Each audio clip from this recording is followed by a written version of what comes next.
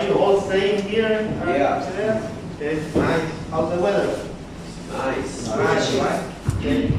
Perfect. Well, welcome to one more day of training and sharing here at IDEAS. So, well, yesterday and the day before I was thinking about what to share with you. Because we usually try to, like the most common is like teaching techniques, teaching strategies, methodology, didactic. But well, what can I bring to this class that is for you, that is for our English teachers? Right? That is so, and that's why I decided this topic, accent reduction. Because I think accent is an important element of a language. Accent is an important element of a language because it affects communication. Right? When we are not aware of accent, so the communication can be affected. Maybe we cannot transmit the right message or we cannot receive the right message. Right? And talking about what your last name is? Wilson. Talking about what Mr. Wilson was saying, actually it's right. What happened is that we are accustomed, and remember that yesterday we came up with this topic too. We are accustomed to teach English in Spanish because we have Spanish speakers, right? And we all speak Spanish, so happy. Let's teach English in Spanish because everybody understands Spanish. But imagine that you are in a context where nobody speaks Spanish. What about if they speak Chinese, German, Portuguese, you're the only one speaking Spanish? What would you do? How will you teach English? You won't have to teach English in English. That's the solution, right? Actually, the certification you are getting with INATEC says that you will be able to teach English in any environment, in any country, meaning that you will be able to teach English in English. So that's the solution. And you have a different kind of, different set of languages in the same classroom. So the only solution is to teach English in English. Okay, but well, going back to the topic, let me share with you the learning indicator that I'm planning to reach today. So you will be able to use common English stress patterns in a short conversation. So it's a short learning indicator. Let's see if we can get it. Let's see if we can achieve it. So English stress patterns in a short conversation. Let's see. What is accent? What do you think accent is? I think that is the way you pronounce the word. The way we pronounce the words? Okay, so you say that accent is related to pronunciation. Yes. Okay, good. Sometimes it means like when a word has the stress pattern. So it's also related to stress, right? So accent is related to pronunciation. It's also related to stress. Sound. The sound. It is also related to falling and rising. Falling, rising, and that is intonation. So you see, you were saying intonation, stress, pronunciation. So everything is related to create accent. Every language has an accent, right? There is accent in every language. Actually, within the same language, there are different accents. We as Nicaraguan have an accent. Costa Rican people that have another accent. Yeah. Then if you go to the north of Nicaragua, there is another accent. If you come here to the Pacific, there is another accent, right? So accent is about that style of pronunciation, given intonation, certain rhythm, and pitch. So English is the same, right? So we go to the grocery store and we say, buenas, hay tortilla. So that sound, hay tortilla, that's accent, right? So the English is the same. What happened is that sometimes we are not accustomed. Yeah. But there is intonation. Yeah, intonation. The intonation that forms accent. Rising and falling intonation. Yeah. They have the same. Intonation that form at the end accent, right? Because it is the characteristic. Okay, pretty good. Now we are on the same page. So then we, as English as a second language speakers, we all have an accent, right? And when we speak to an American, they might say, hey, you have a strong accent. I'm not able to understand what you're saying. You have a strong accent, right? And they don't understand. Maybe you believe you speak English, but when you are speaking to them, you say what? I'm sorry, I'm not getting it. And I say this because I worked in a call center back in some years ago. And that happens. I consider myself that I spoke English, but when I was talking to them, they didn't understand. It's not because you don't speak English, it's because you have a different accent. The same happens to you. You may speak English with your colleagues, and when you go to establish a conversation with a native speaker, you don't understand. That is because of accent. Native speakers here, native English speakers, maybe Mr. Wilson. Are you a native English speaker? Not really. Not really? How old were you when you started speaking From my parents. English? I was born in Duke. So that's a native speaker. No, we're Creoles. Mm, We're Creoles. Okay. English was imported to the Caribbean. Okay. Okay. So it says that every people who learn English over 12 years old will have an accent. They won't sound like natural. They won't sound like native. So myself, I learned English after 12. Actually, after 20. What about you? After 10, raise your hand. After 10 years old. The ones who learn English after 10 years old. No? 10, after 10. I was 13. 13. 17. 17. Okay. After 20, the ones who learn English after 20. After 25. After 30. Okay, you see? So basically we are in the same pattern, right? So everybody who learns English after 12 years old will have an accent, and it will be difficult to polish that accent and get it a natural or native-like accent. And that is not wrong. That is not wrong. Accents are okay. We are Latin American people and we have our accent, Latin American accent. Right? Okay. What is wrong is that sometimes we do not understand the patterns, so we're not able to understand people. So as long as you are able to communicate a message, understand the message, transmit the message, and receive and reply, so that's okay. Let's continue. So English is a stress time language. English is a stress time language. It means that when they're speaking, they jump from one stress syllable to another. And that's why sometimes we hear that they don't pronounce some words, they don't say them. They say them, but it's because they don't put a stress on them. They don't focus on them. And that's why sometimes we don't hear those words. So English is a stress time language, and I'm going to show you why. So in English we have content words, and we also have function words. Content words are the ones, the essential ones, the most important ones, the ones which have a meaning. Come in. This is Professor Álvaro Guevara. He's our school principal.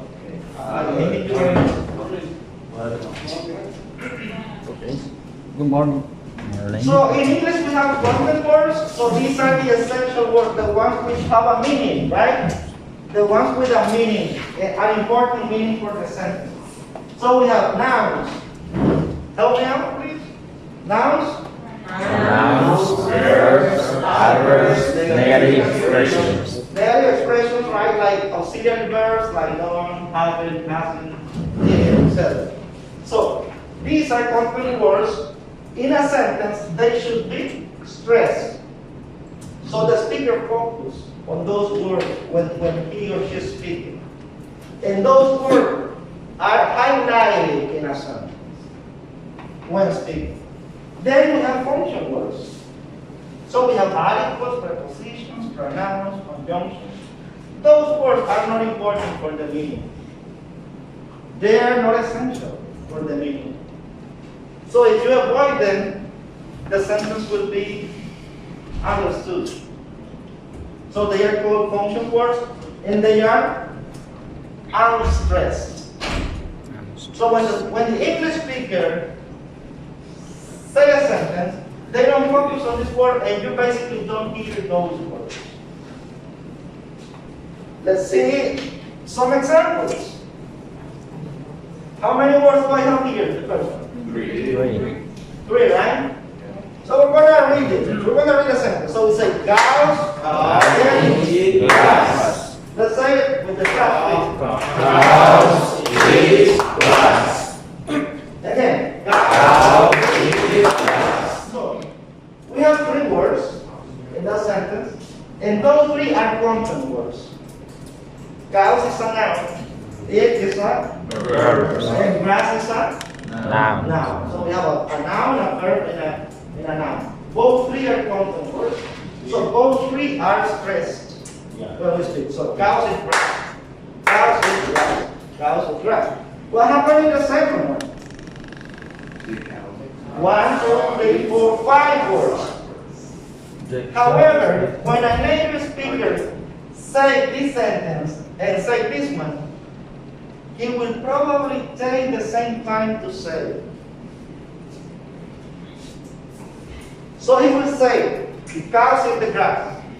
Cows eat the grass. They basically don't say this. They basically don't say this. So the cows eat grass. The cows eat grass. The same three words, because we only have three content words. Cows, noun, eat, verb, grass, noun. You see? This is the pattern. And that's why they speak like that. Go up and down, go up and down, go up and down. It's because the intonation pattern, the stress pattern. So let's say the second one. The cows eat the grass. The cows eat the grass. Again? Cows eat the grass. Okay? You see? So the, when it's individual, we say the, right? The. But when it's in a sentence, it's with a short sound, the. So it's the cows eat grass. The cows eat grass. So we hear the cows eat grass. What happened then? Reduction. The cows are. The cows are eating grass. The cows are. The cows are eating the grass. And basically we hear the same three. Cows eating. Is eating, right? Eating. Up and down. The grass. Up again. So we say, the cows are eating the grass. So you see, goes. So the cows up, the cows are eating the grass. So the cows are eating the grass. Let's say it. The cows are eating the grass. The cows are eating the grass. That's what it's grass. And then we have the last one. The cows have been eating the grass. The cows have been eating the grass. But we, Latin American, what is what we do? We want to pronounce all of them. Right? So we say, the cows have been eating the grass. So when we say that, they don't understand. The cows have been eating the grass. The cows have been eating the grass. So when you hear that, you don't understand. The cows have been eating the grass. How do you know they're speaking in present perfect? Sometimes context. So you see, the cows have been eating the grass. The cows have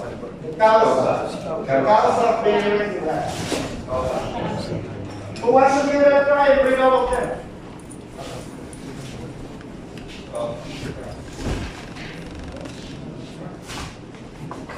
Say me. Teacher, I have a doubt. Mm-hmm. My doubt is, if you are an English speaker, that no matter how your pronunciation, because there are speakers that are fastly and speakers that are slowly. So that depends on your listening. understand, but what do you want to say?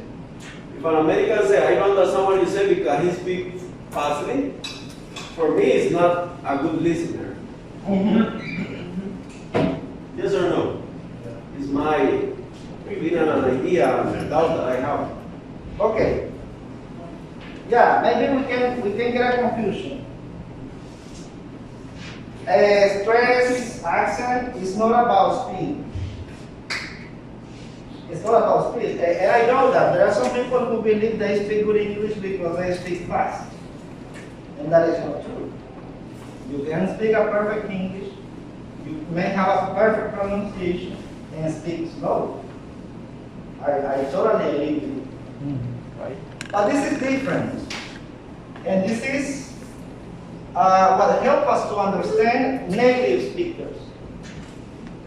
This is what helps us to understand native speakers because they don't say word by word. And that's what I want to mean. That's what I want to. They link the idea.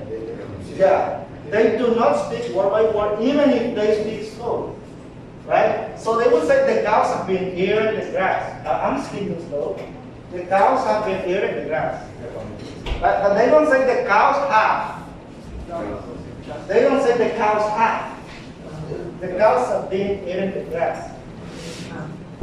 And they say every. And basically you won't hear eating. We say eating. They say eating. Okay, so that's the stress pattern that I'm talking to you about. It's not about speed. Do not get confused. And thank you for bringing up the question. So it's not about speed. It's about stress pattern. So eating. You hear in. In is not basically not listening. So it's eating. Eating. Right? So causa. Okay, let's continue. Nobody wants to read it? Nobody? Okay, cows eat grass. The cows eat the grass. The cows have eaten grass. The cows have been eating grass. Who wants to try it? Come on. Cows eat grass. The cows eat the grass. The cows are eating the grass. The cows have been eating the grass. Congratulations. No, no pronunciation. Cows eat grass. Okay. We have how many counting words? Sally, a noun. Be a verb. Flying, a noun. Colorado, a noun. And July? Okay, so we basically have 1, 2, 3 function words. The rest of them are content words. However, remember, stress, right? Stress is the syllable which you give more sound. That sounds more in a word. Don't sound. Yeah. But in a sentence, we also have stress words. This is only one single sentence. So here, there are words that are more important than others. Which word do you think is more important there? Sally flying. Flying. Sally and flying. Okay. Sally flying Colorado. Okay. Actually, all of the content words are important. However, there is one that is more important than other. And you know what? That will depend. That will depend on what the speaker wants to express. Sally flying. Let's say that Sally will be flying and I want, as the speaker, I want to highlight that she will be flying, not working, not eating, not sitting. So for me, the most important word is flying. So the intonation idea will be depending on the meaning I want to transmit. So Sally will be flying to Colorado in July. Sally will be flying to Colorado in July.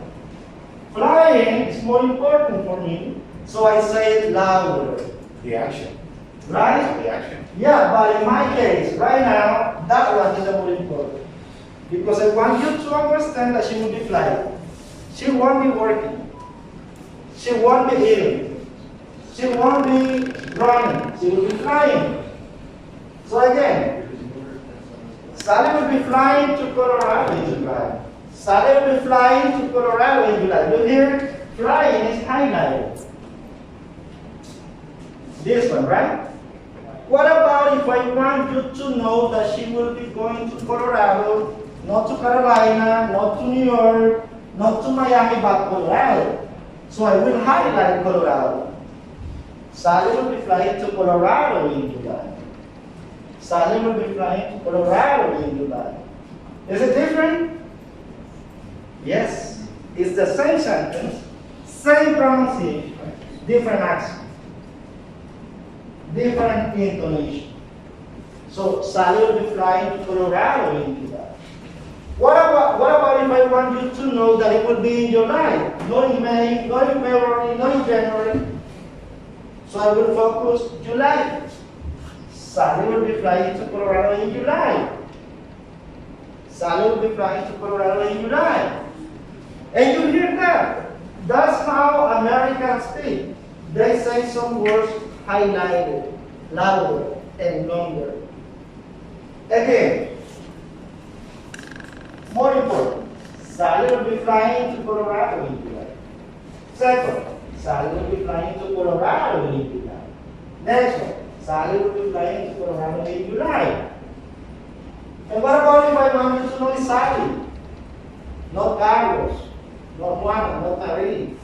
Sally will be flying to Colorado in July. Sally will be flying to Colorado in July. So you see, intonation also depends on the message, what you want to transmit. Who wants to give it a try? The three. Teacher, well, this is alright for us because we are English teacher, but just let's land in a classroom where we are working with our students. Yeah. How do you think my message is going to reach to them? In this way, or fastly or slowly? How do you think they are going to understand me? Speaking to them and telling them that we have to, because what you are saying here is mostly American English, but remember that not just American English exists. There is British English too. There are students that now are going to do and things like that, and they are knowing new words and words that sometimes are there are British words. But how can I explain it? Well, this is American and this is British. Because remember that we are working with students. So how can I reach to them? Showing them. Because it's a new language for them for beginning. It's a new language for them. So how can I give the message to them? They can learn English if I do it in a way fast before you are showing it. This is good for us because we are English speakers. For let's learn what I say in a classroom with students that don't speak English. How can we transmit a message to them? Okay. Remember what I said at the beginning? I brought a topic for you. Like, it's for you. I mean, this topic I'm bringing is for you, colleagues. It's not for your students. Right? This is advanced English, of course. So, right? So no, it's good. That's part good. Yeah. No. I would like maybe you could show us the difference between a British and American English. Okay. I don't have the British pattern memorized. I don't, right? I think we all are more influenced by American accent because that's the way we learn English. However, the pattern is the same. The pattern is the same. They highlight the most important words according to the message. The pattern will be the same, right? So, yes, this topic is advanced topic, but it's for you. It's for you to have a better idea on how English works, right? On how English works. Okay, so who wants to give it a try? Sally will be flying to Colorado in July. Sally will be flying to Colorado in July, and Sally will be flying to Colorado in July. So we have three different English. Sally will be flying to Colorado in July. Sally will be flying to Colorado in July.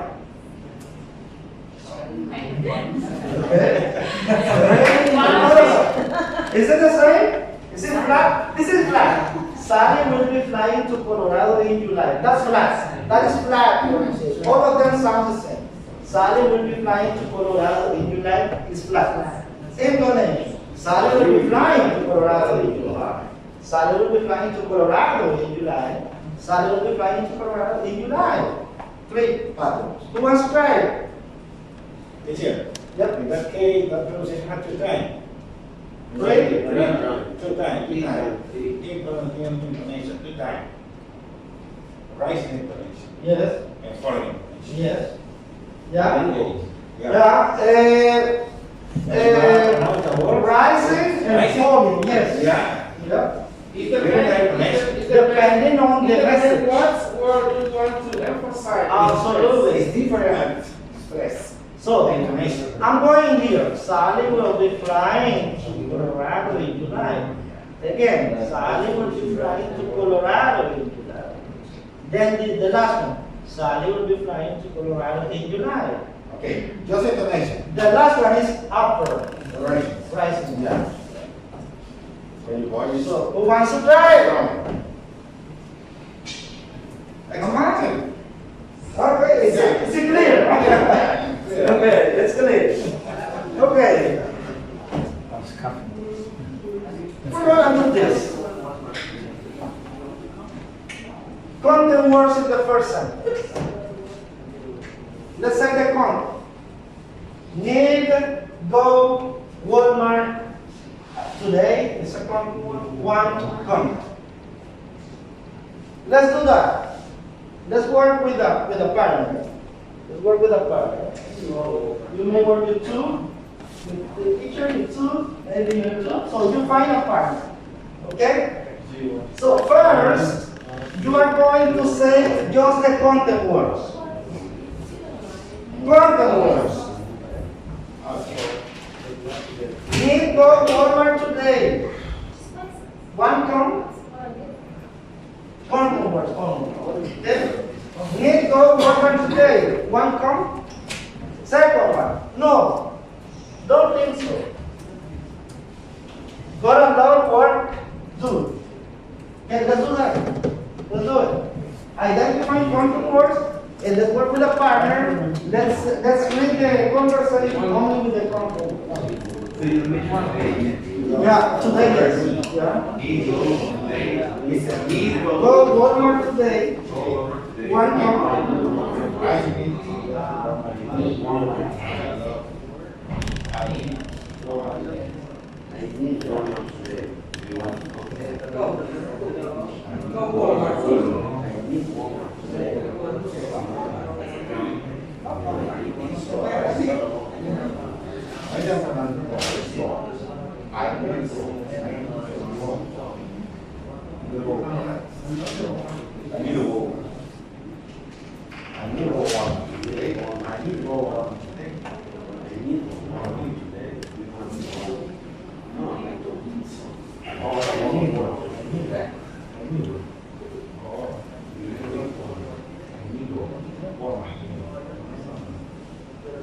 Okay, in this first activity, remember, we are saying the conversation, but just reading the content words. Okay, we're not reading the function words. So in the first one, we say, need go Walmart today. Need go Walmart today. Want come? No, don't think so. God, Lord, word, do. Then we have one need, get, anything there? Well, don't mind.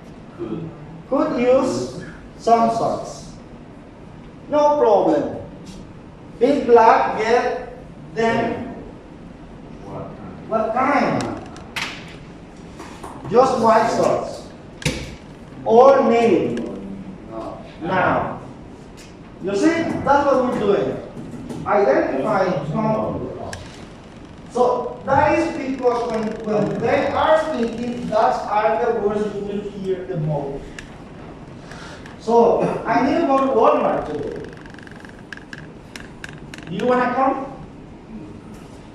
No, I don't think so.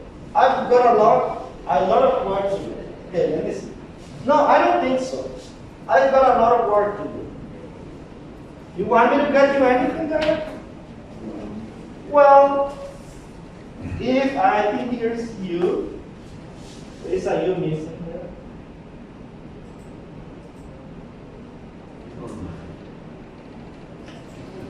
Well, if you don't mind, I could use some socks. No problem. I'd be glad to get them for you. What kind? Just white socks. That's all I need for now.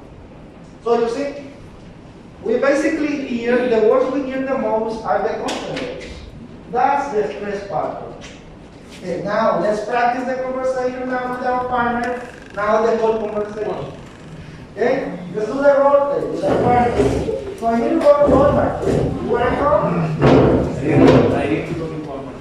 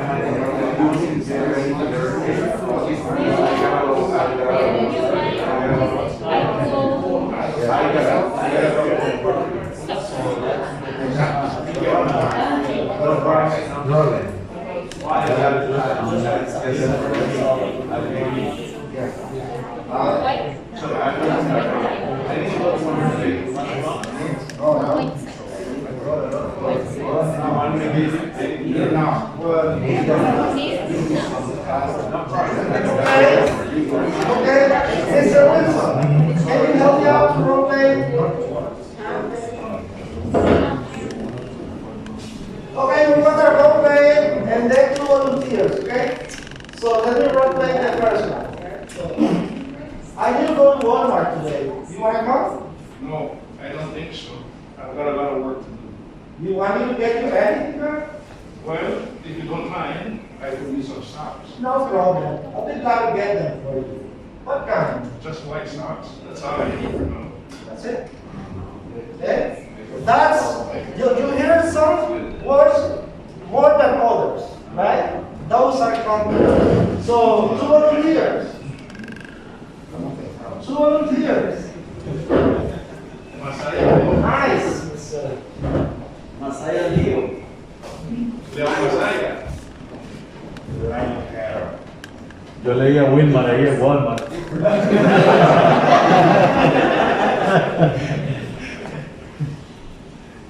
Hi.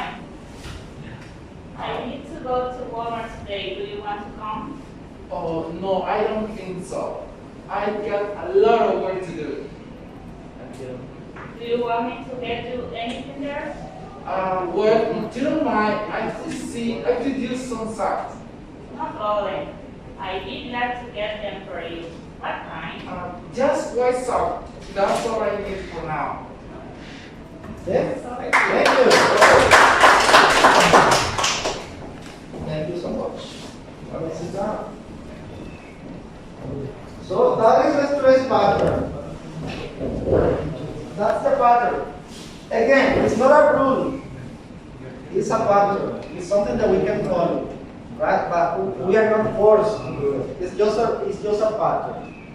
Okay, one more important thing. I think I have all of here. Let me see. This is to the preposition, right?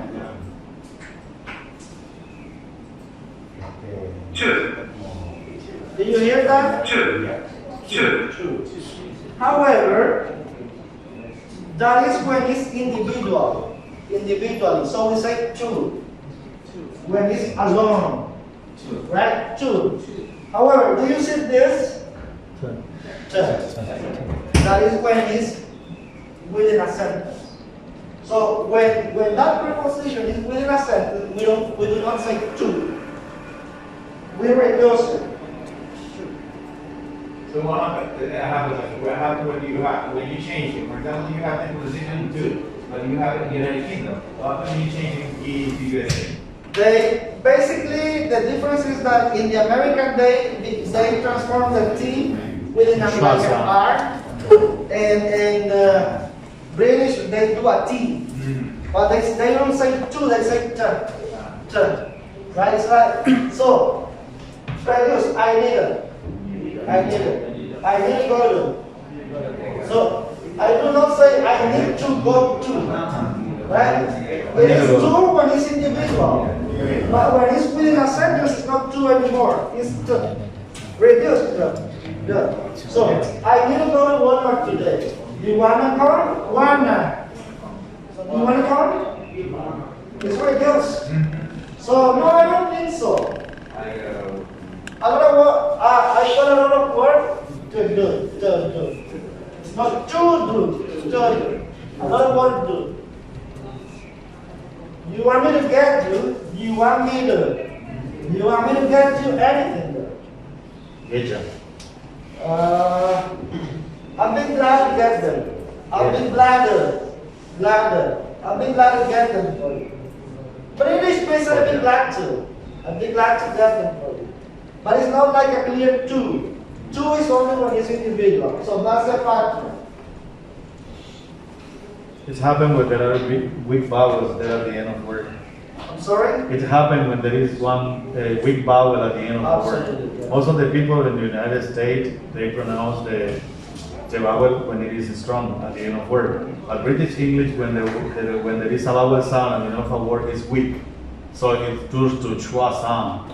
And sometimes the consonant T is reduced by T, you change T by R. Yeah. And sometimes most of us, when we are trying to play a song to a student, they don't understand because of that. So the accent reduction, it is like, we need to be careful when we are going to select a song. Because if the singer, they pronounce like British English, student cannot pronounce. So then we make a mixture of pronunciation. It is not bad, because students need to know both of the accent. But sometimes we need to be specifically what accent we are going to teach in the classroom. Because as we know, American English is easy for them to understand. But survival English, most of the time we need to find words that are according as the word sounds in a song. It's better to them. But if we find, as most of math teachers does, they find in algebra books the most of the exercise that is the most difficult in a test. So we cannot find the most difficult song. We need to find songs that are like just only English to survive in the classroom, in order that students get what the song says, in order it is easy to them to understand that word, and also the songs too. So when we got some songs like that, it is gonna be like easy to them to understand the English in the classroom. So that is my point of view. Yeah, I think, as I said, I think we are more influenced by American pronunciation because it's the country we have closer to us. So American English, so the books we studied in this year, they are all American, and so they have an American accent. So we are influenced. When we go to university, we hear kind of American accent. And we give our proper accent, which is Latin American. That's okay. I think that for starting, American is good. And remember that then they will learn to recognize different accents, but that will be with time. When they already speak the language, then they can definitely understand and recognize some different accents. The goal for this government is to take students to B2 level when they are leaving high school. So B2 level is an advanced level. It's the level where they can already speak in any topics, talk about any topic. So that means that we have a huge charged, right? We are overloaded. We have a huge load on our shoulders because according to the study that we did, that we run together with INATEC, it said that most of our Nicaraguan teachers are B1 level. So imagine that we are taking students to B2 level, that means that they could be higher than us, right? So we need to work on that. We need to get worried about it. I think that's a lot of work we have to do. Just another. So we have. I don't know. When I think I try to change my mind in some things. So the student from primary school or teacher from primary school, they are working with Bounce now. That's a textbook. Yeah. Teachers, as you say, in a tech, apply a test to all Nicaraguan teachers, English teachers. So and they decide that all teachers in Nicaragua are B1. Not all of them. Yeah, I know, most of them, not all of them, most of them. I'm talking it that way. So the textbook, Bounce Now, it is not becomes from United States. That textbook becomes to Europe because they are working with European Common Framework. So in Europe, most of the people speak British English, not American English. So how we as teachers, or how they decide that most of the teachers are B1 because I was behind my teachers when they were doing the test. And all of them were asking, the question they were asking, they were in an easy way. So the only thing here is that American people, they speak like not with complete answers. But the people from United States, United Kingdom, people from Europe, they speak full sentences. If they were asking, what's your name? If I say Alex, so I was placed in B1. But most of teachers, they don't know that when they were asked, what's your name? They were to answer in full answer. My name is Alex. That's the common European framework. So if we understand that part, I would like you to read a little more too about that. Because most of the time I try to learn a little more about how that's in function. But people from Europe, they try to answer with full answers, not like American one. What's your name, Alex? And if you see the textbook, most of the time in irregular conversation, not formal or informal conversation, in informal conversation, most of the time we answer like that. Hey, good morning. Fine. That's all. We don't ask the other part, and you? So that's the part that I think, that part in the test kill off our Nicaraguan teacher and they were placed in B1. Yeah, because we don't understand that part. It might be, but I don't think that's the only reason. Mhm. We also need to recognize our weaknesses. Yeah, that's right. Yeah. Just excuse. Yeah. Yeah, as you said before, just excuse. Yes, we need to recognize that. But I don't think Bounce Now is British. Yeah, it's British. I think it's American. It's come from Macmillan. Yes. Yeah, It's I come from know it's Macmillan from Education. Macmillan. They have a branch in Mexico. Yeah, could be they had a branch. Yeah. Could be they had a branch. But it's American. But if you listen, the accent from the conversation, It's American. it is a little different. It's I British. agree with Augusto. I don't think that 2 questions are enough to determine your level. Yeah, that's right. Because we have 4 skills and soft skills, and they just ask 2 questions, and you answer them. And they determine that you are B1 or B2. It's not enough for that. Yes, and actually to prove that they didn't have like a build criteria for evaluating that or saying you are B1 or you are B2. I'm going to give you another example. I had a teacher who is retired now, and she didn't understand English, she didn't speak English, and once I went to visit her, and she told me, teacher, because I had an observation of her class, and I told her in English because I didn't want to make her feel shame. And she told me, teacher, please, in Spanish. And then we had these interviews, and she got B1. And I had other 2 teachers who speak more than her. We have had communication, but for many hours.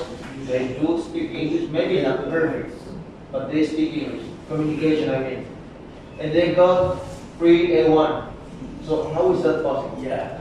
I don't think there was real Absolutely. criteria about that. Absolutely agree, and definitely that's a long topic to discuss. I don't think that was the methodology that the test was supposed to be taken. I think it's because of the pandemic, they did it online. They were supposed to go on site and run interviews and written tests and everything. Yeah, maybe, definitely. You know, there are always things that can be improved. Well, at least by the moment, that is what the result says. Lucky our teachers, because at the end they are getting the course, and I think they can definitely take advantage of it. I just to finish, I got a video. It says that it's from Bounce now. Let's see if it is. Just to hear the pronunciation. Unit 1. Hello. Lesson 1.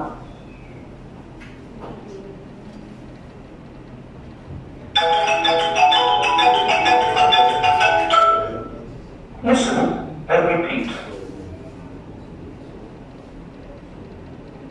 Good morning.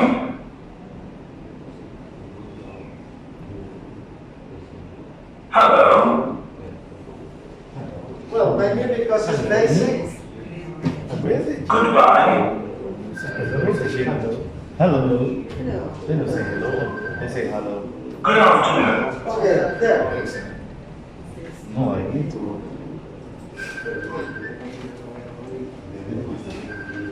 I hear good afternoon. The D like an R. Good afternoon. That's American. That's not British. So yeah, definitely Bounce now. They have an American pronunciation and American accent. Well, dear teachers, I'm going to share with you this short presentation. Right here, you can find the video for a whole lesson. It's complete. I just gave you some different tips, but you can find the whole lesson on this YouTube video.